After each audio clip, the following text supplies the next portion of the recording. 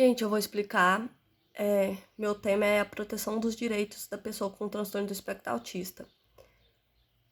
O trabalho é de Física e Sociedade, do professor Jales. No primeiro slide, eu vou explicar basicamente o que é o TA, que é o transtorno do espectro autista.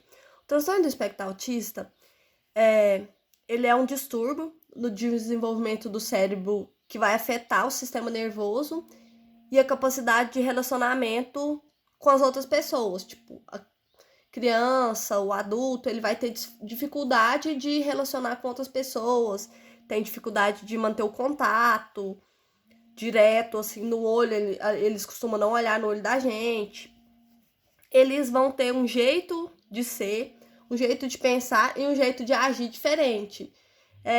E muitas das vezes, tipo, nas escolas, como a gente está estudando para ser um professor e tal, muitas das vezes as crianças têm preconceito, porque às vezes a criança com autista, ela não gosta de abraçar, mas ela gosta de fazer um toque de uma maneira diferente.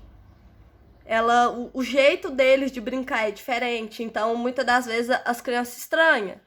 E isso é uma coisa que tem que ser trabalhada para tanto nas escolas quanto em casas, porque a gente para poder incluir essas crianças de uma maneira mais acessível nas escolas, porque a faculdade não não treina, tipo, não treina os professores para lidar com certas situações. Só que o professor, quando ele entra em uma sala de aula, ele tem que, mesmo que ele não tenha feito um curso de capacitação para isso, um curso específico, mas ele tem que se adaptar e ele tem que começar a estudar e aprender sobre essas coisas, sobre esses transtornos, para poder ajudar os alunos que têm o transtorno do espectro autista, tanto como fazer com que a sala aprenda com o coleguinha também consiga interagir mais com a sala. No próximo slide eu vou falar sobre os tipos de autismo que tem. A gente vai ter a síndrome de Asperger, vamos ter o transtorno invasivo do desenvolvimento, o transtorno autista, o transtorno desintegrativo da infância e o transtorno do espectro autista, que no caso vai envolver todos esses. A síndrome, ela está na extremidade mais branda do espectro autista, porque a inteligência deles vai poder ser muito alta e a capacidade de realizar as atividades diárias vai ser mais preservada. Só que eles conseguem interagir mais, ter mais interação social, é mais comum. Já o transtorno invasivo do desenvolvimento, ele é diagnosticado, tipo, na maioria das crianças com autismo mais grave do que a da síndrome. Só que não tão grave quanto o transtorno autista. Já o transtorno autista, ele é um termo mais antigo, que ele era utilizado para diagnosticar as pessoas com os mesmos sintomas da síndrome e do transtorno invasivo do desenvolvimento, só que uns sintomas mais avançados.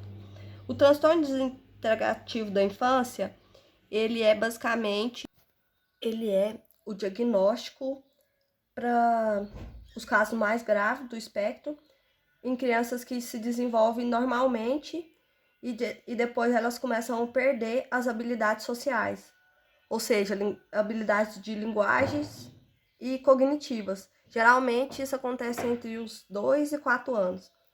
Já o transtorno do espectro autista é o termo genérico para o grupo. Já o transtorno do espectro autista é o termo genérico para o grupo de transtornos de neurodesenvolvimento complexo que constituem um autismo. Os sintomas do autismo costumam estar presentes desde a primeira infância e eles também podem afetar o funcionamento diário. Os sintomas mais comuns são a dificuldade para se comunicar e interagir, comportamentos repetitivos, ou seja, a criança começa a repetir muito os comportamentos dela, dificuldades para poder realizar algumas atividades diárias, que são normais para a criança, E os sintomas, eles geralmente aparecem entre os primeiros 2 anos de vida. A gente vai ter os níveis também. Tem 3 níveis de TA. A gente tem o nível 1, que ele vai requer um suporte. A criança tem dificuldade de comunicação, que uma pessoa com TA nível 1 pode enfrentar dificuldades como dificuldades em iniciar as interações sociais, resposta atípica à interação social, diminuição do interesse em interações sociais, tipo, começa a desinteressar em ter interações com as pessoas, capacidade de falar frases claras. A pessoa não tem tanta capacidade de falar as frases claras e se comunicar. Tipo, tem mais dificuldade de manter uma conversa e poder fazer amigos.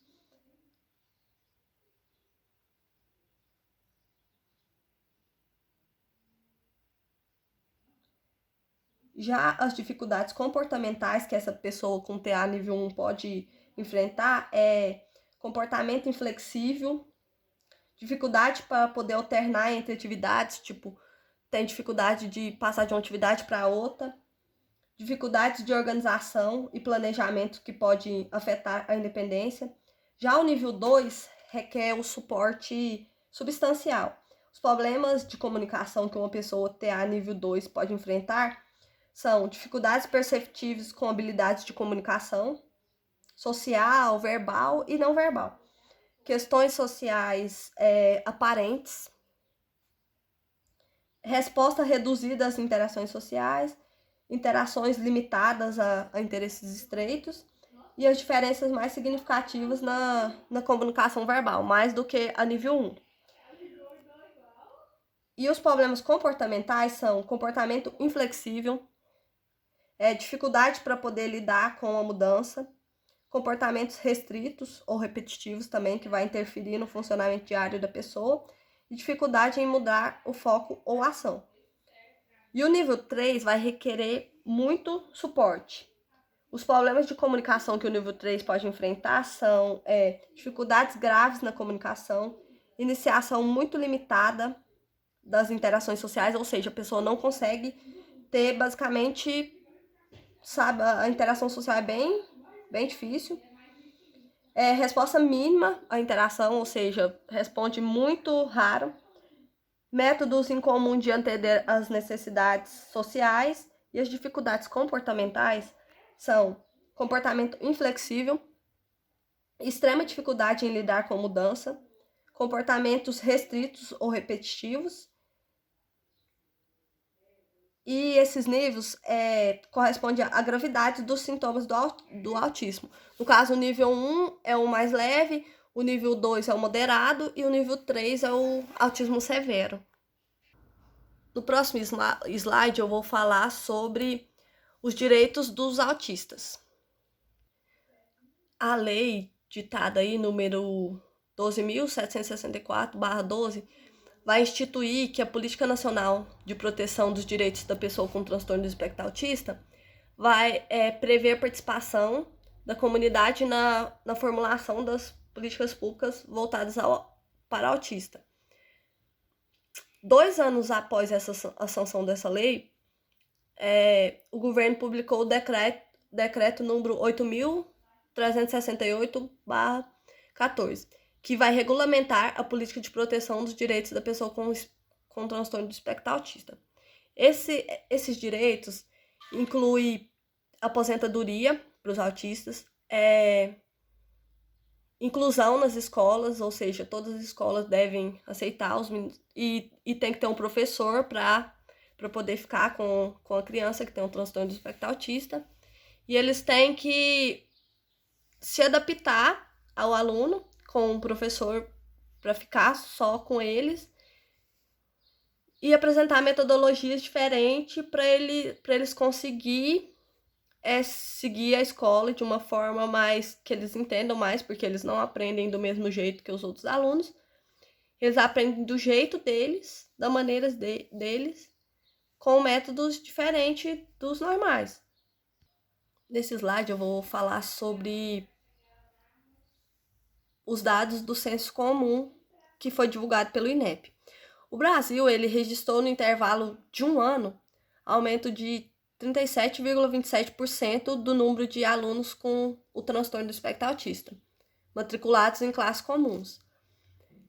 Isso é um cenário que ele é considerado muito positivo, assim, do ponto de vista da educação inclusiva, que a gente tem que incluir os alunos nas salas de aulas, mas envolve tipo um desafio muito grande, principalmente para o professor, para o educador.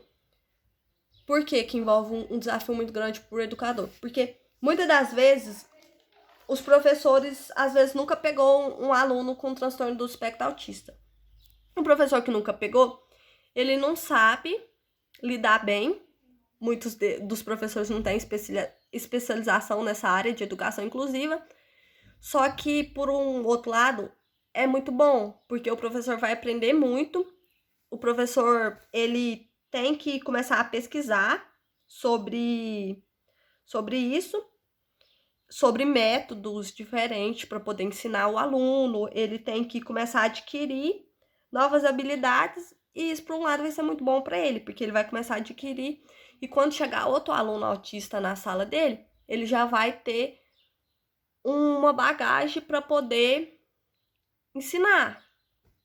Ou seja, muitas vezes o professor nunca pegou um aluno autista, entra um aluno autista na escola, na sala desse professor, a primeira coisa que ele vai pensar é que ele não vai dar conta de ajudar. Só que é um desafio, e a gente que faz licenciatura estamos aqui para isso. A faculdade não treina totalmente para essas coisas, mas o professor, quando ele chega na sala de aula, ele tem que estar aberto a tudo e disposto a aprender cada vez mais. Aqui, como eu falei, que é o autismo e a inclusão escolar, o professor ele vai ter que desenvolver metodologias diferentes de aprendizagem para que esse aluno autista possa comunicar e conseguir se desenvolver bem na escola. E o conteúdo do programa de uma criança autista, ele deve estar de acordo com seu desenvolvimento e seu potencial, de acordo com a idade e de acordo com seu interesse. O ensino é o principal objetivo a ser alcançado, e sua continuidade é muito importante para que ele se torne independente.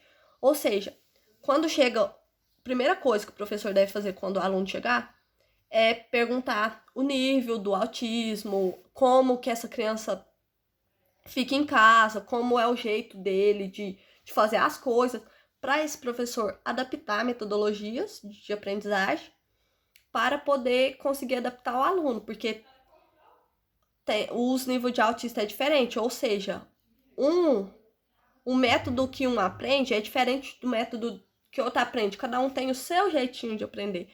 Ou seja, cada vez o professor tem que buscar mais, aprender mais sobre, para poder ajudar mais os alunos com o transtorno.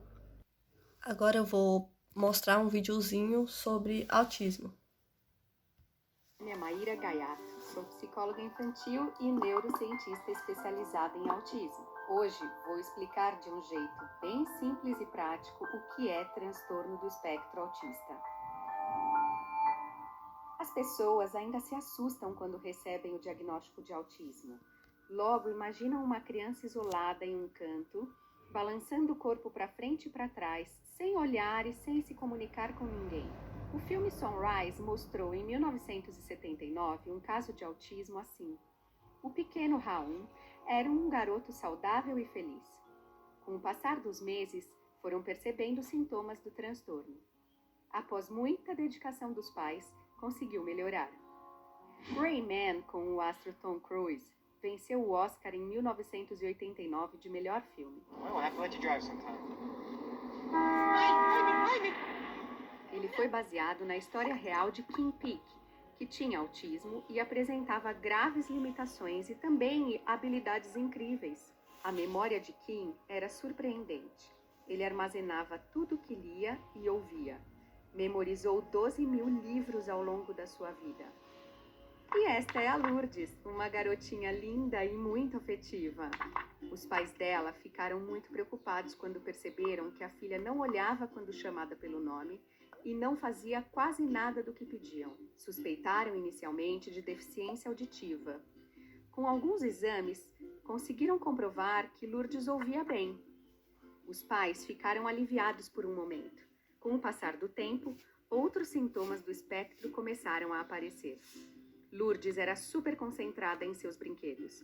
Não deixava ninguém brincar com ela. Ignorava sugestões, sempre focada em pequenos detalhes. O que mais gostava era de encontrar rodinha dos brinquedos e ficar girando. Enfileirava seus bonequinhos e poderia passar horas fazendo isso. Lourdes também tinha atraso para se comunicar verbal e não verbalmente. Não apontava o que queria e, ao invés disso, puxava as pessoas para pegarem o que ela não conseguia sozinha. Não mandava beijo e nem fazia tchau. Com 2 anos de idade, ela ainda não começou a juntar palavrinhas para falar pequenas frases.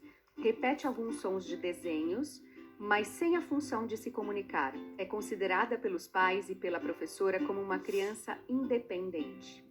Vai atrás do que quer e se resolve sozinha. Quando as crianças estão reunidas em rodas ou brincadeiras, Lourdes geralmente prefere sair e fazer as coisas do seu interesse, como focar em números e letras, por exemplo.